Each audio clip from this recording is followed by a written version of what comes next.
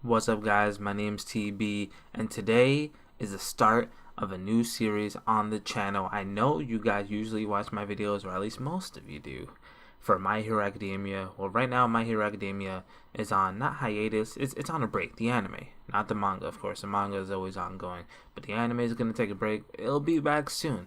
But in the meantime, I'm going to review another show, and if you've been paying attention, you see that it's SAO, Alicization. I believe that's how you say it. If that's not how you say it, fight me. But anyway, yeah, I'm excited for this show because I loved SAO. That's, when it first came out, I obviously did not have this channel, but I always wanted to talk about the show with people because the concept was always really interesting, virtual world and stuff like that. So now that I have an opportunity, I want to talk about it because I feel like it'll be a lot of fun. And if anyone else wants to know what's going on, please let me know in the comments. If you want to talk about the show, what do you think is going to happen? Have you read the manga? Because obviously that's the source material for a show like this. Disclaimer, this video is going to be very long, so if you want to take breaks or if you want to come back or if you just don't want to watch it all, I would understand. The first episode is 47 minutes. That's a lot of work for me, but I'm glad that it was because it does a good job at world building, letting us know what's going on in this world, introducing us to the characters, the environment, the way that you dive and you play this game now is completely different than anything that's ever happened before in SAO. They seem to find a good balance whenever it comes to trying something different, whether it's VR, AR, or some mix of something. But we're going to get into that, just to let you guys know. It's very long. So the way I have it set up is I'm going to talk about the first half, then the second half. The first half is when he's in the game, the second half is when he's in real life. Alright? Okay, let's go. In the beginning of this episode, we see this kid here, blonde hair, green eyes. His name is Yu-Gi-Oh, which is cool because it kind of sounds like Kirito. It's very similar. They kind of have similar personalities, except for Yu-Gi-Oh. Yu-Gi-Oh seems a little bit more timid than Kirito does, but he's, just as gung-ho, just as, he's able to get in there, get the job done. They see this giant tree. It's like a cedar tree. They call it a giga, a giga tree. This thing is huge. It is ginormous, and basically, I guess their job, what they're meant to do, is to cut this thing down. This thing has a whole bunch of life, so much life. The way they check things now is different. It's not like a menu that you pull up that you can log out or log in. They had to make this S formation on it in order for a check-in, and it'll pull up a window, and they basically check the health. This thing has thousands upon thousands of health. And apparently there's been generations of people who've been trying to cut this tree down. We don't really know why, but they've been trying to cut it down, and over the past couple days they only did 50 health to it. I think that's what they said. Yu-Gi-Oh's yeah, it's gonna take 900 years to kill this thing. We'll kill it. I guess chop it down. And they're arguing about whether they should even keep going or not. And then that leads to them play fighting Yu-Gi-Oh and Kirito. You see them wasting a little bit of time until the third friend comes in, because they gotta always have a girl in the trio. Her name is Alice. Alicization. That makes sense because that's what the series is called. She shows up and she's like, "You guys are slacking off. I'm gonna tell the old man to increase how many chops you gotta do on this tree every single day." Of course, she was just joking. She was there. Apparently she comes every single day around noontime to give them their food. And something that Kirito says is he wonders why the food spoils so fast. And then Alice is like, "Oh, it's because it's hot. If it wasn't as hot, they didn't want to get spoiled." He's like, "Okay, so all we need to do is get something to cool the food down. Let's get some ice." That's a logical way of thinking. Apparently, there's no ice to be found anywhere around, and it's not winter time, so there's no chance of them ever being able to cool their food down. So he comes up with this, well, he doesn't come up with the story, but he mentions this whole entire story about this guy who used to be a very brave fighter, a knight of sorts, and he went inside this cave and he found this dragon. And inside the cave, there was this dragon who was on top of all this treasure, and basically he was there to take the treasure. But that wasn't even the point of the story. He told the whole entire story just to say there's icicles in this cave, because the dragon was an ice dragon. So if we go inside this cave, then there should be ice in there. So we should go look for this mystery cave on the edge of, our village, wherever this place is that they live, so we can go get some ice. And Alice is like, "Yeah, let's do it." It's supposed to be a legend, right? It's supposed to be a story, not something that actually happened. I mean, that's the way that Kirito puts it when he mentions the story. And she's like, "Yeah, we should do it." Yu-Gi-Oh is not so sold on the idea. Yujiro, on the other hand, he's like, yeah, going to that part of the realm would violate something called the taboo index, I believe is what he called it. And Alice is like, no, actually, going into the dark territory that's connected by the cave would be, a violation of the taboo index. So they're like, okay, as long as we're not breaking the rules, set by the church, I'm assuming, because they mentioned something called the Axiom Church. It's as long as they're not breaking the rules, they're gonna do it. So they wait. Next day, they all wake up early. They go to travel to this cave. Kirito again, he's like trying to scare Alice. He's like, do you know that there used to be goblins and elves and all these things that crossed over from the dark realm, from this cave, to hunt us? And she's like, yeah, that used to happen. But then these things called the Integrity Knights, fend them off. Then, they destroyed them. Or, they were able to secure the area so they wouldn't come into our vicinity anymore. So she's not really scared at all. She's pretty brave. Alice is pretty brave. She's not like your average, little girl. I don't know how old they are, but they all look pretty young there. They get to the entrance of the cave, and Alice is the only one who seems to be able to do something like this, as far as we know so far. I don't know if it was a spell, or if it was a command, or if it was a skill. Whatever it was, she was able to generate light from this little tiny, I don't even know what it's called. Some little leaf, or something. She was able to generate light that was able to guide them as they travel the inside of this cave. They actually get to the end of the cave, or the middle of it, some part of the cave, and there's ice there. There's legit ice there. Not only is there ice there, there's a freaking dead dragon there, the fossil, the bones of the dead dragon. So the story was true. It was real. There really was a knight. There really was a dragon, and something or someone, killed the crap out of this dragon. This dragon is dead. He's been dead for a long time. You even see the treasure there. Kirito tries to pick up this sword called the Blue Rose. Apparently he wanted it for himself, but it was not light enough for him to pick up. It was way too heavy. He said even if him and Yu-Gi-Oh tried to pick it up, that it wouldn't work.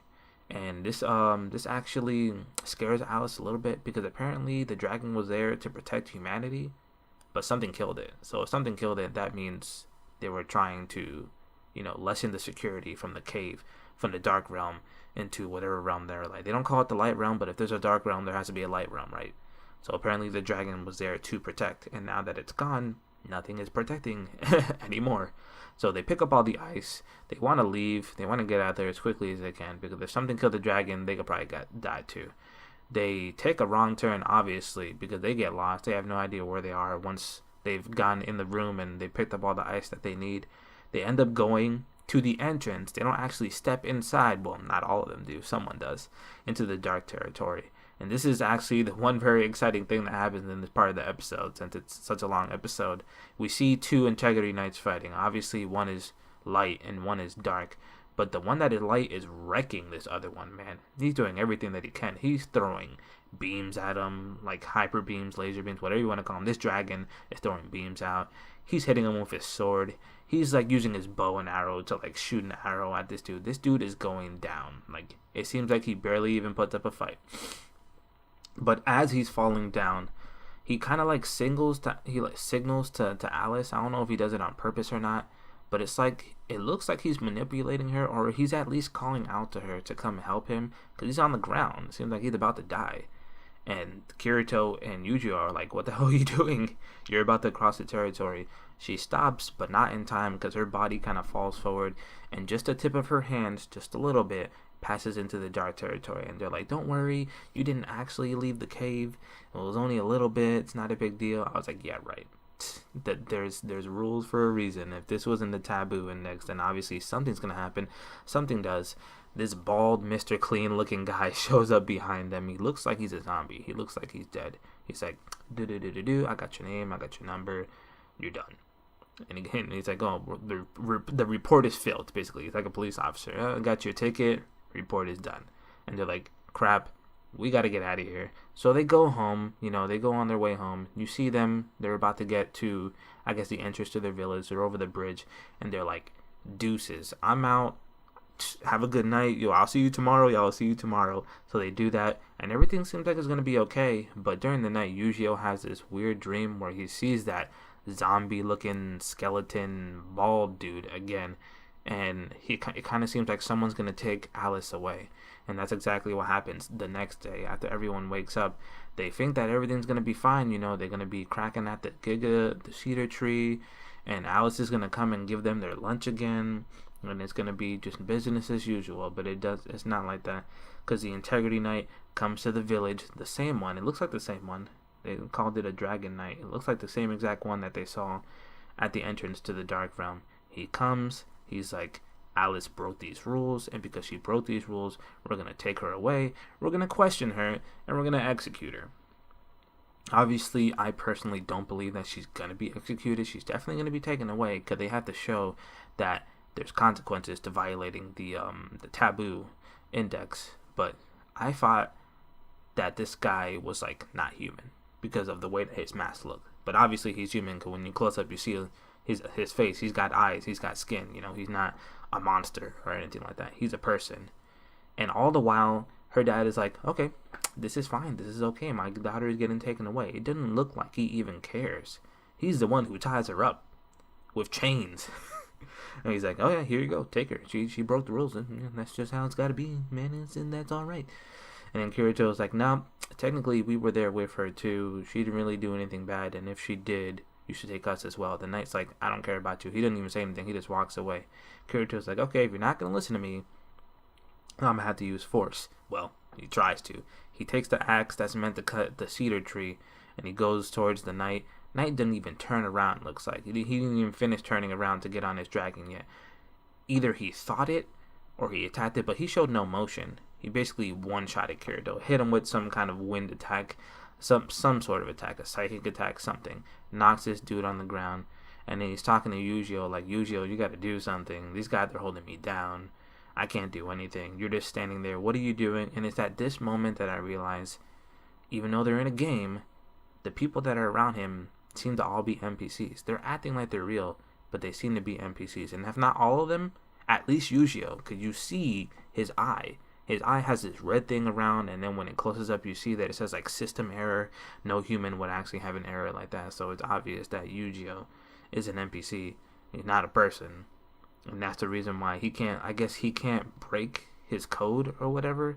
Kind of like some Detroit Become Human stuff. Like he wants to go after Alice, but something in the game is stopping him. He can't just do whatever he wants, and that sucks. They take Alice away, and that's the end of the first half of the episode. And before we move to the second half of the episode, I have some questions that I feel like I want answered soon or sometime in the future, and I wrote them down just so I wouldn't forget.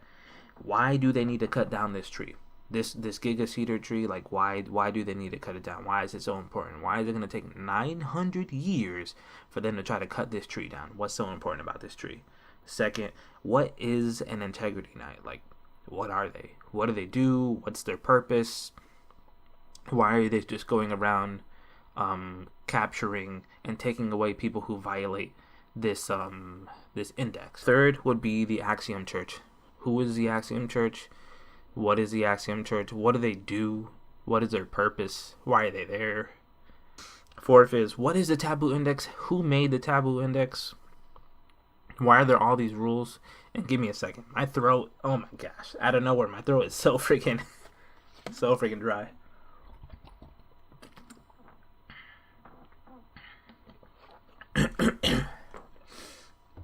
Why does the Taboo Index exist? Fourth and last thing that I want to know is, what is inside this dark territory? Is the dark territory bad because it's different?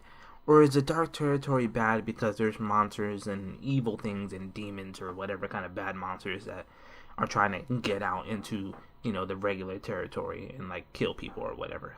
Like, what is inside the dark territory? It seems like both sides have Integrity Knights for their own purposes, and that's it. Those are all the questions that I had for the first half of the episode, and I'm dying, so give me a second.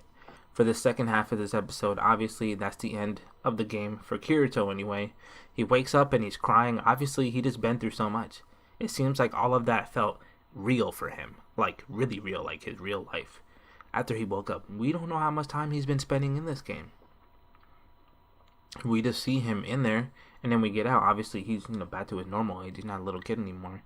All those characters that we met inside the game are new. They're not anyone that we ever seen before. But, he wakes up and he's in the hospital. After that, we're in GGO. Apparently, the whole gang is playing GGO. Sinon is being chased by these PKers. It seems like they're trying to kill her, especially her.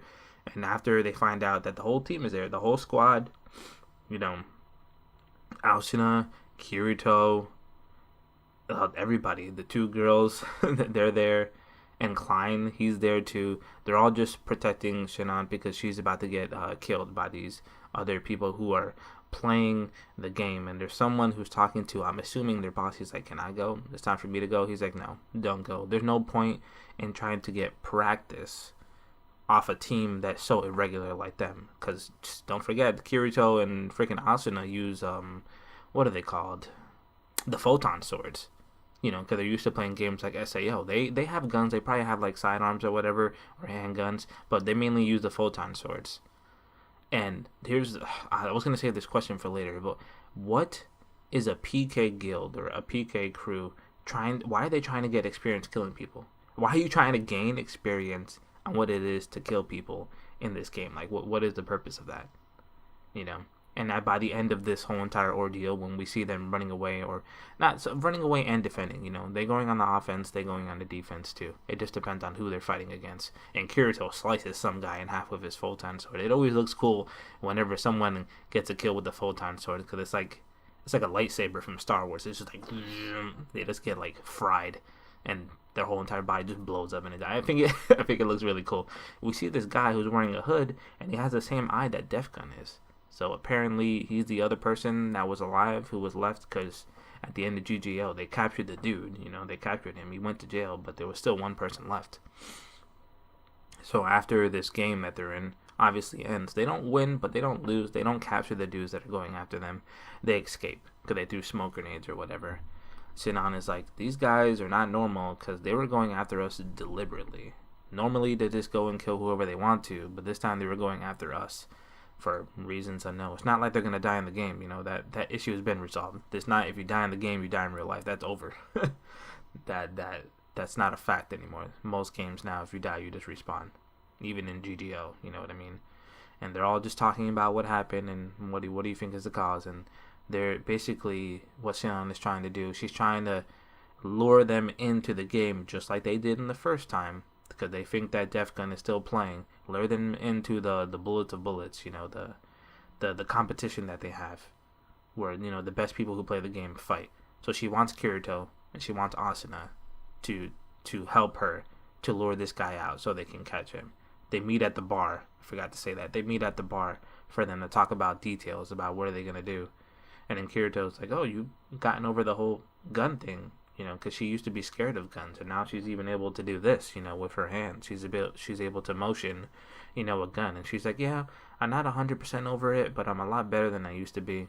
It's not like she's not scared anymore, but she's not freaking out like she used to whenever she saw a gun, or even someone motion something for a gun.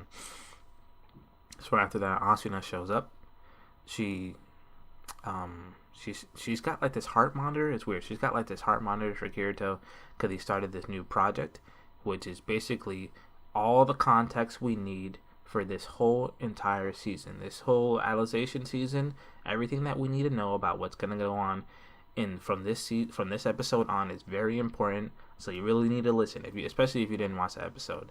This is very important. This is a lot of context for what's going on and what Kirito's even doing in this new world. So basically, here's what's going on. This new system is a new brain interface. It's a full dive system just like the Agma was in season 1 of SAO. You remember the Agma? It's kind of like this helmet thing that you put inside your head. It's basically the same concept, except for this one won't fry your brain. You get what I'm saying? You remember what happened in the first SAO? People tried to take off the helmet. People in the real life, tried to take it off. They went to the hospital. Thousands of people died because it was so closely connected to your brain that if you did anything with the system, it would freaking destroy your brain and then kill you. It's not like that.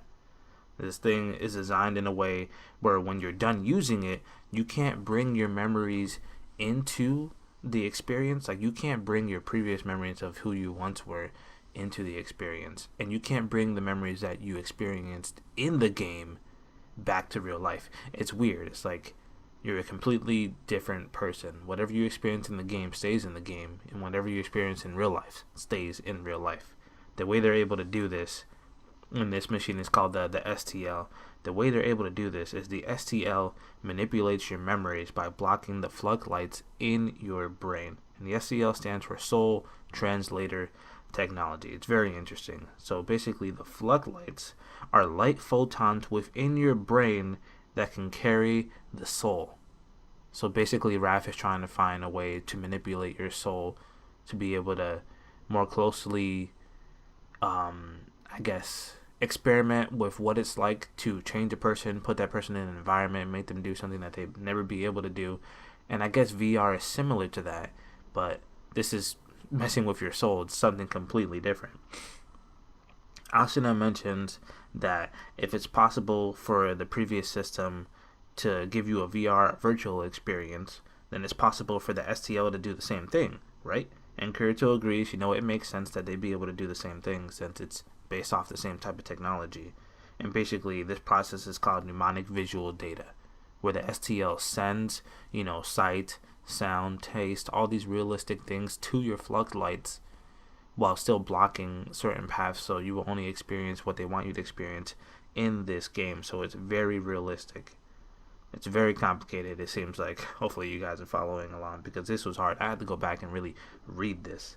Apparently this whole entire experience is supposed to feel like a dream, because when you dream something, it feels like it lasted maybe hours longer than it normally had, but in real life you've only been dreaming for maybe a couple minutes, a half an hour, but really your dream felt like it could have spanned days, months, maybe even years, depends. I've never had a dream that lasted years, but you get what I mean. Basically, that's what this whole entire experience is supposed to be mimicking when you're in the STL. It's supposed to feel like you're spending way more time in the machine than you actually could in real life.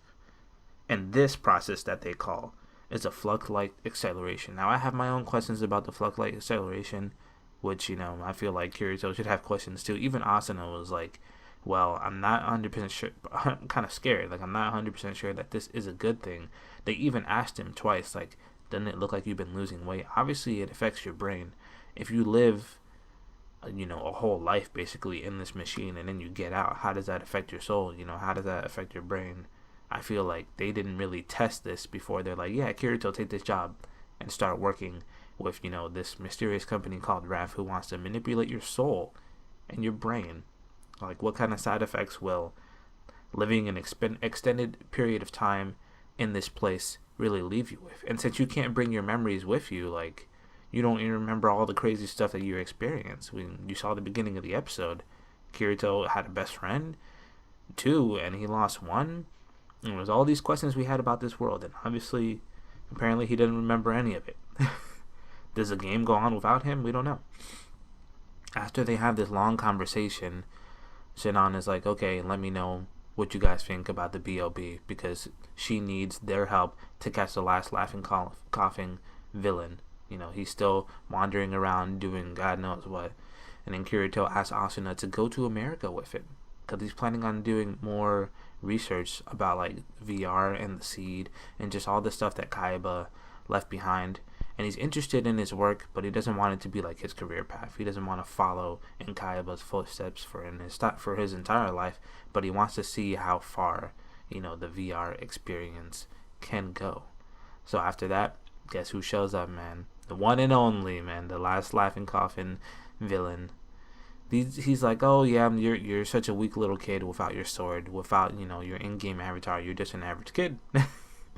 This guy shows up. He has this crazy look on his face, man. He really, like, these people in this video game, like, they translate to exactly the same type of person they would be in real life, because this guy looks like he's ready to kill anything and everything.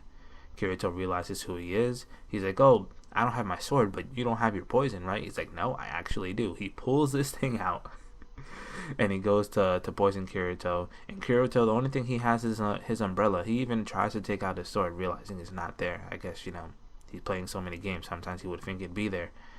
So basically, he injects Kirito with the poison. Kirito freaking stabs him in the leg with his umbrella. They both get knocked out on the floor, and Asuna's just chilling there like, what the heck do I do? Obviously, she's worried, but that's the end of the episode. Episode was long.